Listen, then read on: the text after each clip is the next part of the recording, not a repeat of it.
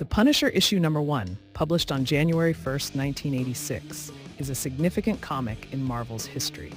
It was the first issue of the Punisher limited series, also known as The Punisher: Circle of Blood, written by Stephen Grant with art by Mike Zeck and inks by John Beatty.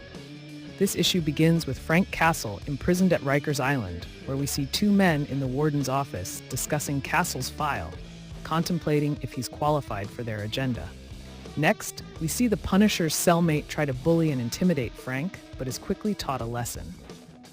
Then a group of Jigsaw's thugs try to jump the Punisher in Block D, which Frank makes quick work of. The Punisher confronts Jigsaw and an all-out brawl ensues. Frank manhandles the thugs and crushes a glass bottle in Jigsaw's hand. Don Cervello, Riker's head mob boss, and Gregario, his muscle, demands the fight to stop, yelling at Jigsaw for caring more about his vendetta with Punisher rather than their plan to riot and escape. He asks Punisher to join them in their escape because he'll be more helpful as associate than an adversary. Speculative, Frank agrees, but knows deep down inside that something is up, and Cervello is up to no good. On the day of the riot, Gregario tries to assassinate Frank with a homemade silencer, but he was one step ahead. The Punisher uses a mattress under his covers to take the shots and fake his death, knowing that a homemade silencer wouldn't penetrate. Assumed dead, the Punisher then moves through the chaos of the prison riot, where he is spotted by Gregario. Now even more angry, he goes after Frank, who is making his way to control the main prison tower.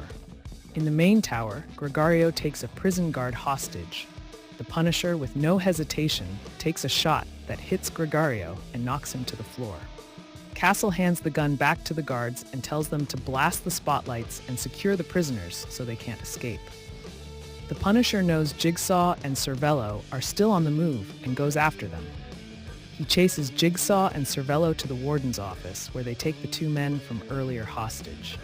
The Punisher shoots Jigsaw's gun, blasting shrapnel into his face while Cervello holds the other hostage. Castle calls Cervello's bluff, saying hell kill him either way because the hostage means nothing to him.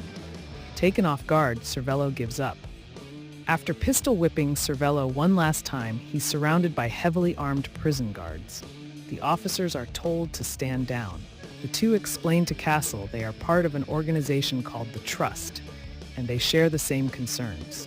They offer to recruit Castle as an ally in their battle against organized crime, offering their resources with no strings attached. Punisher accepts, puts his suit on, and says to himself, "Back to war." In the final 2 pages of this issue, Uncle Charlie, a character with ties to organized crime, is attempting to manipulate his nephew, Tony Siciliano, into adopting the role of an assassin to avenge his father, who was killed by Frank Castle. Charlie uses guilt, familial obligation, and vivid descriptions of Tony's father's brutal death to emotionally provoke him.